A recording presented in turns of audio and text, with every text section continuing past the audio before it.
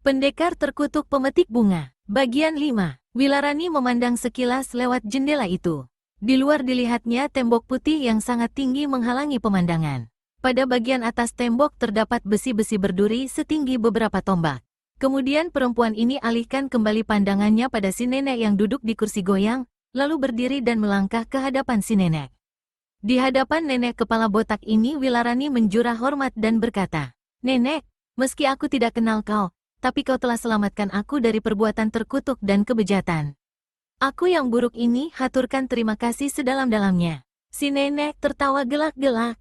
Dari atas meja di sampingnya diambil lagi sepotong roti yang terletak di dalam piring. Wilarani menyadari betapa perutnya sangat lapar sewaktu dilihatnya roti yang di atas meja itu. Tapi si nenek tidak menawarkan kepadanya. "Kau duduk saja kembali ke pembaringan itu," memerintah si nenek. Wilarani menurut dan duduk di tepi tempat tidur. Karena si nenek tidak berkata-kata dan asyik terus menggerogoti rotinya, maka bertanyalah Wilarani. "Nenek, apakah aku yang rendah ini boleh tahu siapa kau adanya dan di mana aku berada saat ini?"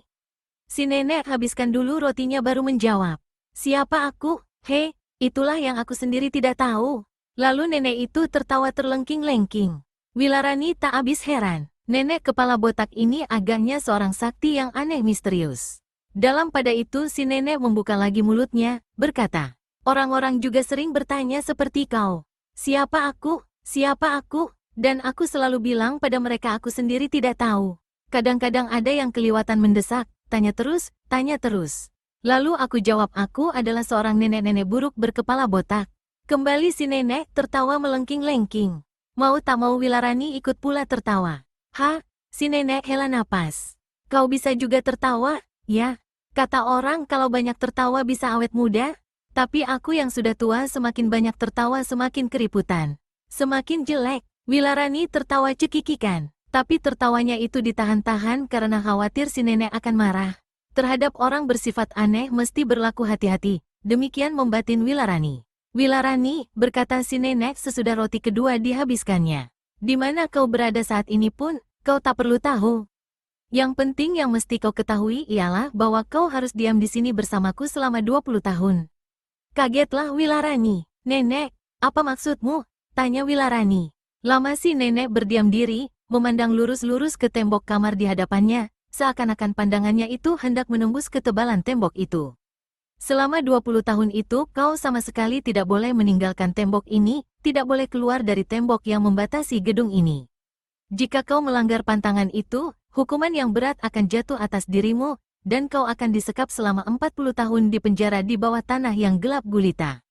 Berubahlah paras Wilarani mendengar ucapan si nenek. Dia membatin, jika si nenek membawanya ke sini dengan maksud jahat, mengapa dia telah ditolong dari tangan perampok-perampok itu? Tapi kini sesudah ditolong kenapa pula dia mesti tinggal selama 20 tahun dalam gedung itu tak boleh keluar dan jika melanggar pantangan akan disekap di penjara bawah tanah selama 40 tahun? Sungguh aneh, tapi diam-diam juga menggigitkan Wilarani. Kalau dia mengikuti kehendak si nenek, berarti 20 tahun kemudian dia sudah menjadi nenek-nenek pula, dan dalam keadaan masih perawan tua.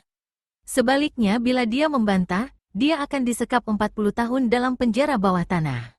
Ini berarti pada saat dia dibebaskan nanti usianya sudah mencapai 70 tahun. "Aku tahu apa yang kau pikirkan dalam benakmu," berkata tiba-tiba si nenek. "Dan kau juga mesti tahu banyak hal tentang dunia luar, tentang dunia persilatan." "Apa yang kau ketahui tentang dunia luar, tentang dunia persilatan?" "Banyak, nenek. Coba sebutkan." Wilarani bungkam. Dia memang banyak mengetahui seluk-beluk dunia luar semenjak pengembaraannya meninggalkan kampung halaman, dan tahu pula bahwa dunia luaran itu penuh dengan tokoh-tokoh persilatan kalangan hitam serta putih, meskipun dia bukanlah seorang yang telah mencemplungkan diri dalam dunia persilatan. Si nenek menyeringai. "Kau bilang tahu banyak, tapi kau tidak dapat menuturkannya," kata si nenek kepala botak yang sampai saat ini masih belum diketahui namanya oleh Wilarani. "Kau tahu Wilarani, dunia yang sekarang ini tidak sama dengan sewaktu mula-mula Gusti Allah menjadikannya. Dulu dunia ini begitu suci, tapi kini keindahan itu telah lenyap tak digubris manusia-manusia bertangan kotor berhati jahat. Kekotoran terjadi di mana-mana, kejahatan terjadi di mana-mana, kemesuman, ketidakadilan, penindasan, pembunuhan. Dunia kacau, Apalagi dalam kalangan persilatan. Dunia persilatan telah terpecah dua menjadi dua golongan. Golongan putih atau golongan yang mengutamakan kebaikan serta membantu sesama manusia, golongan yang bercita-cita luhur demi menenteramkan bumi Tuhan ini. Golongan hitam mempunyai tindakan dan cita-cita yang berlawanan dengan golongan putih. Mereka membuat kejahatan, kemaksiatan, kemesuman, penindasan sampai kepada pembunuhan. Semakin hari semakin banyak juga jumlah golongan hitam ini, baik yang menjadi perampok, maupun yang menjadi bergundal-bergundal kaum bangsawan atau kerajaan, atau yang bertindak malang melintang seenaknya sendiri saja melakukan kejahatan tanpa pertanggungan jawab. Demikian banyaknya penganut golongan hitam hingga golongan putih menjadi terdesak dan kewalahan. Bahkan boleh dikatakan kini menjadi banyak yang tidak berdaya menghadapi bergajul-bergajul golongan hitam itu. Dan hampir keseluruhan tokoh-tokoh silat golongan hitam atau putih itu adalah laki-laki. Kaum laki-laki telah mencoba untuk menenteramkan dunia ini, tapi tidak berhasil. Golongan hitam telah membuat keonaran di mana-mana. Membuat ribuan manusia rakyat jelata hidup dalam kecemasan dan ketakutan dalam menghadapi hari besok dan besoknya lagi. Kaum laki-laki telah tidak berhasil menciptakan apapun di dunia ini demi keselamatan hidup bersama. Ketidakadilan, kekacauan, segala macam kejahatan, pokoknya 1001 macam kegagalan telah dibuat kaum laki-laki. Melihat kepada kenyataan itu semua, maka aku yang sudah pikun ini, yang sudah tak selembar rambut pun tumbuh di batok kepalaku ini, merasa bahwa kini sudahlah saatnya bagi kaum perempuan untuk bangun, untuk bangkit menggantikan kedudukan kaum laki-laki yang telah menemui kegagalan itu. Kaum perempuan harus bangun sebagai penegak keadilan, pembasmi kejahatan, dan mesti bisa menciptakan satu dunia yang aman, tenteram dan damai. Lama si nenek terdiam, lama pula Wilarani termangu merenungkan ucapan-ucapan si nenek. Tapi nenek, berkata Wilarani, apakah cita-cita luhur itu mungkin berhasil? Si nenek tertawa gelak-gelak dan menggoyang-goyangkan kursi yang didudukinya. Kenapa tidak mungkin katamu? Apa selama ini cuma kaum laki-laki yang bisa menjagoi dunia persilatan? Apa cuma orang laki-laki yang bisa main silat dan memiliki ilmu kesaktian? Apa cuma orang laki-laki yang becus mainkan pedang atau keris atau golok? Kentut semua kalau orang berpikir begitu. Justru orang laki-laki kalau tidak dibrojotkan sama perempuan, pasti tidak ada di dunia ini. Bukan begitu, si nenek tertawa melengking-lengking. Wilarani tak dapat pula menahan rasa gelinya, lalu tertawa cekikikan. Memang untuk melaksanakan dan mewujudkan cita-cita itu tidak mudah, memakan waktu lama, dan penuh pengorbanan. Kita haruslah menghubungi tokoh-tokoh silat wanita golongan putih yang masih hidup saat ini. Mereka pasti mau diajak bersama, seperti si Sintoweni yang diam di puncak Gunung Gede. Dulu dia menjagoi dunia persilatan selama puluhan tahun, ilmunya tinggi, dihormati kawan, dan ditakuti lawan. Kabarnya kini dia sudah mengundurkan diri dari dunia persilatan dan membersihkan diri di puncak gunung itu. Namun jika aku menyambanginya dan tuturkan cita-citaku, pasti dia mau bergabung. Sifatnya sangat aneh, macam orang gila. Karena itu di dunia persilatan dia dikasih gelar si Sinto Gendeng. Nah, kalau kita punya tokoh-tokoh wanita macam Sinto Gendeng itu, masakan aku tak sanggup mewujudkan cita-citaku. Si nenek kepala botak memalingkan kepalanya pada Wilarani, bagaimana? Kau pilih 20 tahun tinggal di sini dan ikut bersamaku atau disekap 40 tahun di bawah tanah? Wilarani merenung lama sekali. Hidupnya di dunia luar sana sejak ditinggal kekasihnya memang sudah tak punya arti apa-apa. Di dunia ini dia hanya sebatang kara. Orang tua sudah meninggal, sanak saudara tidak punya. Dunia penuh dengan kekalutan dan kejahatan yang selalu memburu manusia-manusia tak berdosa. Lagi pula sejak kekasihnya lari kawin itu, keputusasaan yang mendalam membuat Wilarani kehilangan kepercayaan pada laki-laki. Baginya laki-laki tiada lain seorang penipu yang bercinta dengan mulut dan kemudian melarikan diri bila menemui perempuan lain yang lebih cantik. Yang keturunan orang baik-baik, bangsawan kaya raya. Diingatnya pula pertolongan serta jasa besar yang telah diberikan si nenek kepadanya. Setelah merenung lagi beberapa lama, maka akhirnya Wilarani membuka mulut bersuara. Baiklah, nenek tua, aku akan tinggal bersamamu di sini selama 20 tahun. Bagus, si nenek kepala botak tertawa dengan gembiranya. Dia bergoyang-goyang beberapa lamanya di atas kursi goyangnya kemudian berkata, besok pagi kau akan kumandikan dengan air kembang 20 rupa. Dan mulai besok kau kuangkat menjadi muridku. Ku akan didik kau selama 20 tahun. Bila otakmu cerdas dan rajin, punya kemauan, kau kelak kuangkat jadi murid kepala, mengepalai 50 janda-janda dan gadis-gadis yang sudah kukumpulkan di sini. Wilarani berdiri dari pembaringan dan menjura di hadapan si nenek kepala botak. Nenek, aku haturkan terima kasih karena menaruh kepercayaan padaku dan telah sudi mengambil aku jadi muridmu. Nenek itu manggut-manggut di kursi goyangnya. Dia bertepuk 3 kali. Pintu kamar terbuka. Seorang perempuan muda berparas ayu, berjubah dan bertutup atau berkerudung kain putih masuk ke dalam kamar itu, menjura di hadapan si orang tua. Biarawati 19 siap menunggu perintah, kata perempuan ini. Umumkan pada seisi biara pensuci jagat bahwa besok akan ada upacara pemandian biarawati baru yang akan kuangkat menjadi muridku secara resmi. Baik, Eyang, menjura perempuan berjubah dan berkerudung kepala kain putih, kemudian berlalu. Si nenek yang dipanggil Eyang oleh biarawati 19 tadi menepuk tangannya 2 kali. Pintu terbuka lagi. Seorang perempuan muda yang berparas cantik dan juga mengenakan jubah serta kerudung kepala kain putih memasuki ruangan. Seperti biarawati 19, dia menjura dan berkata, Biarawati 32 siap menunggu perintah. Dan si nenek berkata, perintahkan biarawati-biarawati di bagian dapur menyediakan makanan untuk kawanmu yang baru ini. Biarawati 32 mengerling pada Wilarani sebentar, kemudian mengangguk. Setelah menjura, dia segera pula meninggalkan kamar itu. Jilid 10. 20 tahun sesudah Wilarani datang pertama kali di biara pensuci jagat. Kamar itu diselimuti kesunyian. Hampir tak ada perbedaan dengan masa-masa di 20 tahun yang silam. Hanya 2 manusia yang ada di dalam kamar itulah yang kelihatan banyak berubah. Nenek kepala botak kelihatan semakin tua. Kedua mata serta pipinya mencekung, keriput-keriput ketuaan sukar untuk dihitung berapa banyak menggores di mukanya. Umurnya sudah lebih dari 90 tahun. Namun suara dan tutur katanya tetap keras dan tegas, dan pandangan matanya setajam ujung pedang. Di hadapan nenek tua kepala botak ini duduk seorang perempuan berusia setengah abad. Rambutnya hampir putih semuanya, pada parasnya juga jelas kelihatan gurat-gurat ketuaan. Namun gurat-gurat ketuaan ini tiada sanggup memupus kecantikan yang dimilikinya sejak masa mudanya. Muridku Wilarani, berkata si nenek. 20 tahun sudah berlalu, 20 tahun sudah lewat. Rasanya cepat sekali. Kalau tidak melihat kepada tampang-tampang dan perubahan yang terjadi di diri kita, rasanya masa 20 tahun itu seperti hari kemarin saja. 20 tahun mendidikmu dan memberi banyak tugas padamu tidak mengecewakanku. Sebagian besar dari cita-cita yang kita rintis sudah kelihatan buahnya. Telah banyak tokoh-tokoh golongan hitam dan rampok-rampok rimba hijau yang kita musnahkan.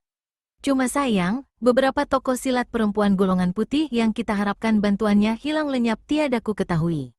Entah mati, entah sembunyi, atau bertapa mempersuci diri. Eyang Sinto Gendeng, itu jago perempuan yang memiliki kesaktian luar biasa, ketika ku sambangi ke Gunung Gede, tak ada di pertapaannya.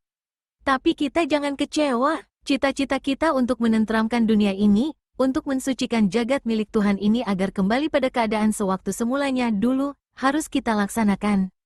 Beberapa tokoh silat perempuan sudah sepakat dengan kita untuk mengambil alih penenteram dunia ini dari tangan laki-laki. Mereka diantaranya Dewi Kerudung Biru dan Dewi Lembah Bulan Sabit. Sekalipun aku tak ada nanti, usaha dan cita-cita kita mesti terus dijalankan, karena selama dunia ini berputar, selama itu pula kejahatan dan kekacau balauan berlangsung. Sekarang jumlah biarawati yang ada di dalam biara pensuci jagat ini sudah berjumlah 100 orang. 101 dengan kau dan 102 dengan aku. 50 dari biarawati-biarawati itu adalah angkatan tua yang seangkatan dengan kau. Tapi dibandingkan dengan kau, ilmumu jauh lebih tinggi. Kau sudah mewariskan seluruh ilmuku, Wilarani. Yang 50 lainnya adalah biarawati dari golongan baru, yang masih muda-muda. Kau dan kawan-kawanmu harus ajarkan ilmu kesaktian aku pernah ajarkan pada mereka. Bila tiba saatnya, mereka harus disebar di seluruh pelosok guna menjalankan tugas yang dibebankan oleh cita-cita kita bersama. Si nenek kepala botak memandang ke langit-langit kamar. Ketika kepalanya diturunkan kembali, dia bicara lagi, maka suaranya bernada rawan. Wilarani, hari ini sudah tiba saatnya bagiku untuk menerangkan siapa namaku. Wilarani memandang serius pada gurunya. Selama ini kau memanggil aku dengan sebutan nenek. Biarawati-biarawati lainnya memanggilku dengan sebutan Eyang, namun siapa aku tetap tak satu pun dari kalian yang tahu. Nenek ini terbatuk-batuk beberapa kali baru meneruskan. Namaku Supit Jagat. Nama Supit Jagat ini bukan ibu atau bapakku yang memberikannya, tapi guruku sendiri, jadi nenek guru bagimu. Guruku itu sendiri namanya adalah Supit Jagat pula. Ketika dia mau meninggal dunia, dia memberi pesan agar namanya itu kuambil sebagai nama. Sebelumnya aku tiada bernama dan beliau cuma memanggilku dengan sebutan Upik. Dan beliau juga berpesan agar jika aku mempunyai murid nanti, maka murid itu harus menukar namanya dengan Supit Jagat. Di samping aku, biara pensuci jagat ini ada 100 orang muridku. Aku tidak membedakan mereka dengan kau, tapi dari kenyataan, kau adalah murid yang paling cerdas, rajin, patuh, serta yang paling tinggi ilmunya. Karena itulah nama Supit Jagat kuwariskan kepadamu dan mesti kau pakai mulai detik ini juga. Kau mengerti? Wilarani mengangguk. Supit Jagat atau nenek berkepala botak itu berdiri dan melangkah ke dinding di mana tergantung sapu lidi yang merupakan senjatanya yang sangat sakti. Diambilnya sapu itu lalu dia melangkah ke hadapan Wilarani. Muridku, seikat sapu lidi ini bernama Sapu Jagat. Ini merupakan senjata sakti yang merupakan salah satu senjata utama di antara senjata yang termasyhur di dunia persilatan. Senjata ini kuwarisi dari guruku dan hari ini kuwariskan kepadamu. Tentu saja Wilarani hampir tak percaya mendengar ucapan gurunya itu. Ayo, terimalah, kata Supit Jagat yang berkepala botak. Dan Supit Jagat yang berambut putih atau Wilarani ulurkan kedua tangannya menerima seikat sapu lidi itu. Sewaktu telapak tangannya menyentuh sapu lidi itu, Wilarani merasakan adanya satu keanehan. Pada kedua telapak tangannya menjalar hawa yang sangat sejuk, terus ke lengan, terus menjalar ke seluruh kakinya. Dan pada detik itu pula tubuhnya terasa ringan laksana mengapung di awan.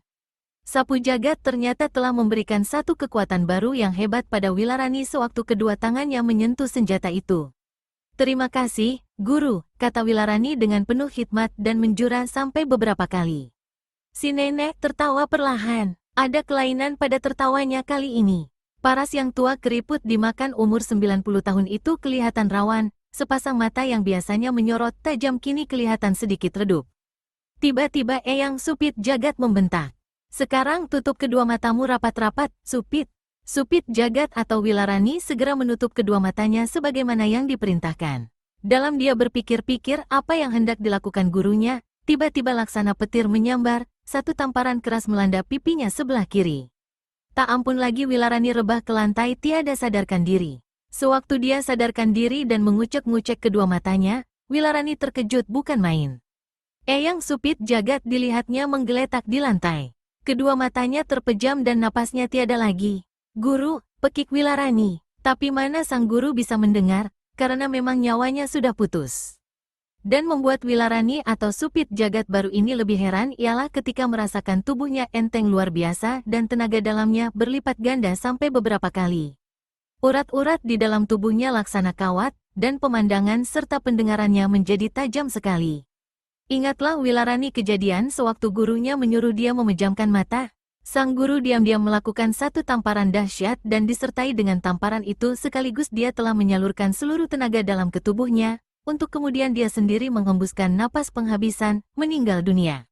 Supit Jagat mendukung tubuh Eyang Supit Jagat ke atas pembaringan. Pada waktu itulah di lantai dilihatnya segulung kertas. Supit Jagat mengambil gulungan kertas itu. Di situ ada sebarisan kalimat yang berbunyi, surat ini baru boleh dibuka besok siang tengah hari tepat.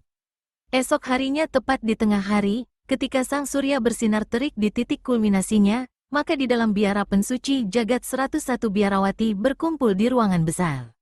Sebelumnya pada pagi hari jenazah guru mereka telah dikuburkan di taman di bagian muka gedung biara. Suasana sunyi sepi dalam ruangan besar itu. Sunyi sepi serta masih diselimuti rasa duka cita karena berpulangnya guru mereka yang juga merupakan ketua biarawati. Wilarani yang kini sudah mewariskan nama Supit Jagat tapi belum diketahui oleh biarawati-biarawati di situ, berdiri dari kursinya. Biarawati 1, katanya, harap datang ke sini dan bacakan surat yang ditinggalkan oleh ketua kita. Biarawati 1, seorang yang sudah lanjut usianya, berdiri. Dari Wilarani diterima segulung kertas. Dia melangkah ke mimbar dan membuka gulungan kertas itu. Kemudian terdengarlah suaranya membacakan isi surat yang dibuat Eyang Supit Jagat sebelum matinya. Muridku sekalian, jika kalian membaca suratku ini, maka aku sudah tidak ada, sudah dikubur di dalam tanah, kembali pada Tuhan yang menciptakanku dan kalian semua. Meski kini cuma kuburku yang kalian lihat, meskipun aku tidak berada lagi di antara kalian, namun cita-cita kita yang luhur untuk menenteramkan dunia ini dari segala malapetaka dan kegagalan yang dibuat oleh kaum laki-laki, harus tetap kalian lanjutkan.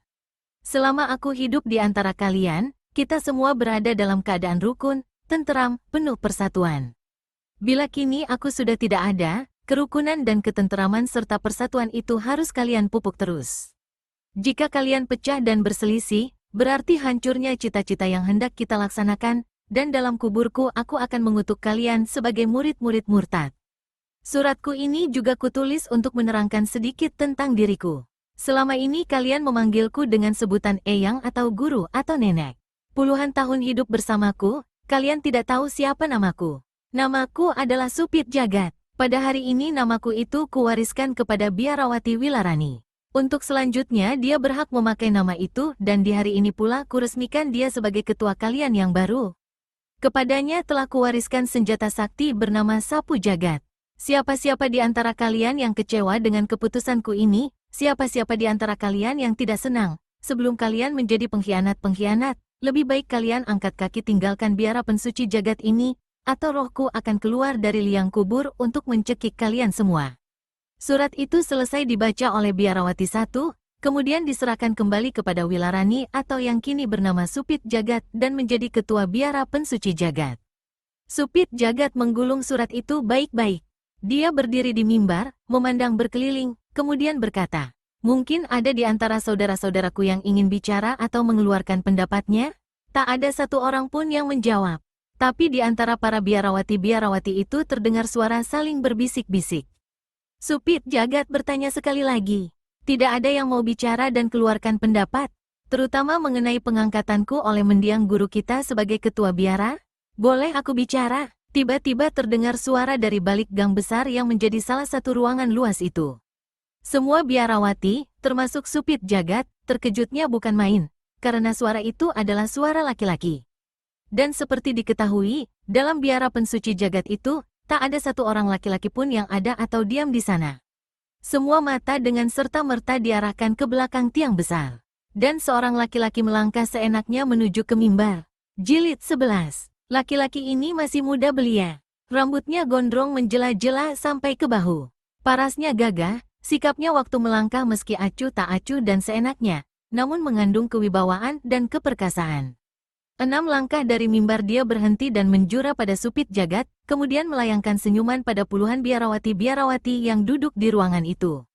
Semua orang membatin, siapakah adanya pemuda ini, dan cara bagaimanakah dia bisa masuk ke dalam gedung biara pensuci jagat? Pintu gerbang dikunci. Seseorang yang tak tahu rahasia membuka pintu itu, meski bagaimanapun hebat serta tinggi ilmunya, niscaya dia tak sanggup membukanya. Melompati tembok juga mustahil. Tembok halaman saja tingginya 5 tombak dan ditambah besi-besi panjang berduri setinggi 3 tombak. Di samping itu, apakah kedatangan pemuda asing tak dikenal ini membawa maksud baik atau niat jahat? Akan tetapi Supit Jagat, meski keterkejutannya serta rasa tidak enak menyelinap hatinya, namun melihat si pemuda menjura hormat kepadanya, dia balas menganggukkan kepala, tapi tetap tutup mulut menunggu sampai si pemuda bicara duluan. "Apakah saat ini aku berhadapan dengan ketua biara pensuci jagat?" tanya pemuda itu. Melihat pada pertanyaan yang diajukan ini, Supit Jagat segera mengetahui bahwa pemuda itu belum berada lama di ruangan tersebut. Paling lama sejak ketika Biarawati I membaca bagian terakhir dari surat mendiang ketua biara yang lama. "Betul, orang muda, kau memang berhadapan dengan ketua biara pensuci jagat," menjawab Supit Jagat. "Ah, syukur kalau begitu." Si pemuda garuk kepalanya 2 kali. "Orang muda, harap terangkan siapa kau? Bagaimana caramu bisa masuk ke gedung ini, dan apakah membawa niat baik atau buruk?" tanya Supit Jagat. Pemuda itu tertawa malu macam anak kecil. "Namaku Buruk," katanya, "jadi tak usahlah aku beritahu pada ketua biara pensuci jagat. Mohon maaf, apalagi aku orang tolol dan banyak mencap aku ini berotak miring." Biarawati 5, seorang nenek-nenek berbadan sangat gemuk yang punya penyakit darah tinggi lekas naik darah, berdiri dari kursinya dan membentak. "Pemuda sedang, di sini bukan tempat melawak. Lekas katakan apa maksudmu menyelinap ke sini. Jika kau membawa niat jahat, kupatahkan batang lehermu dan kulemparkan mayatmu keluar tembok. Si pemuda naikkan kedua alis matanya. Galak betul, katanya. Aku datang ke sini bukan untuk melawak. Kau lihat sendiri, ibu tua, tak ada satu hal lucu pun yang aku buat. Tak ada satu orang di sini yang tertawa. Bagaimana kau bisa bilang aku melawak? Beberapa orang biarawati tertawa sembunyi-sembunyi. Biarawati lima merah mukanya lalu berseru pada Supit Jagat, Ketua, harap izinkan aku menghajar pemuda edan ini. Ketua biara pensuci jagat lambaikan tangan memberi isyarat agar mempersabar diri. Dia maklum, kalau si pemuda bisa menyelinap masuk ke dalam gedung, pastilah dia bukan sembarang orang. Orang muda, kuharap kau bisa bicara seperlunya mengingat di mana kau berada saat ini, dan mengingat pula kau adalah tamu yang tidak diundang, berkata Supit Jagat. Sekarang harap terangkan apa maksud kedatanganmu ke sini. Aku datang membawa maksud baik dan persahabatan, kata si pemuda. Begitu. Maksud baik dan persahabatan macam manakah kiranya? Tanya ketua biara pensuci jagat pula. Si pemuda memandang dulu berkeliling, lalu kembali palingkan kepala pada Supit Jagat. Ketua, katanya, kau saksikan sendiri, sebagian besar dari biarawati-biarawati di sini adalah perempuan-perempuan muda dan cantik-cantik. Pemuda kurang ajar, mulutmu pantas untuk disumpal dengan ujung pedangku, bentak seorang biarawati. Tapi ketua biara pensuci jagat kembali lambaikan tangan memberi isyarat agar anak buahnya itu tidak bertindak kesusu dan duduk kembali ke kursinya. Kepada si pemuda sang ketua berkata, teruskan ucapanmu. Setelah terbatuk-batuk beberapa kali baru si pemuda membuka mulutnya kembali. Kerbau sekandang bisa dikurung, harimau berlusin-lusin bisa disekap. Tapi kecantikan perempuan tak bisa dikurung, tak bisa disembunyikan, tak bisa disekap. Betul atau tidak? Diam-diam ketua biara yang baru ini menjadi gemas juga dalam hatinya. Orang muda, ucapanmu terlalu berbelit-belit. Bicara saja secara singkat tapi jelas. Si pemuda hela napas dan garuk kepala beberapa kali. Beberapa orang biarawati dari golongan tua berdiri dari kursi dan berseru. Ketua, kehadiran pemuda ini lebih lama tidak menyenangkan kami. Harap beri izin kami untuk mengusirnya. Pemuda itu memandang pada beberapa orang biarawati itu. Kalian punya hak untuk mengusirku. Tapi alangkah memalukan bila nanti kalian tahu kedatanganku secara baik-baik ini disambut dengan pengusiran. Baik atau jahat maksud kedatanganmu, kami tidak suka kau hadir di sini.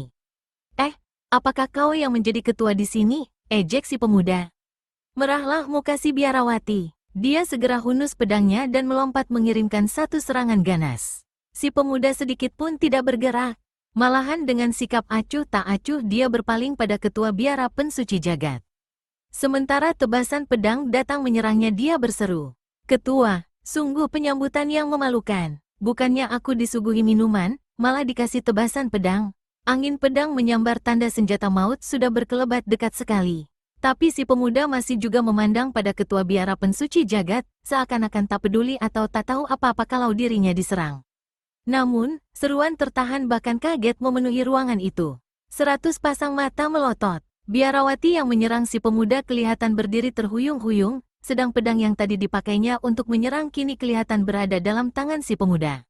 Jurus yang dimainkan biarawati 17 tadi adalah jurus yang cukup lihai dalam ilmu pedang biara pensuci jagat. Tapi si pemuda menghancur leburkannya dalam satu gebrakan saja, dan dengan sikap acuh tak acuh, sambil bicara dengan ketua mereka.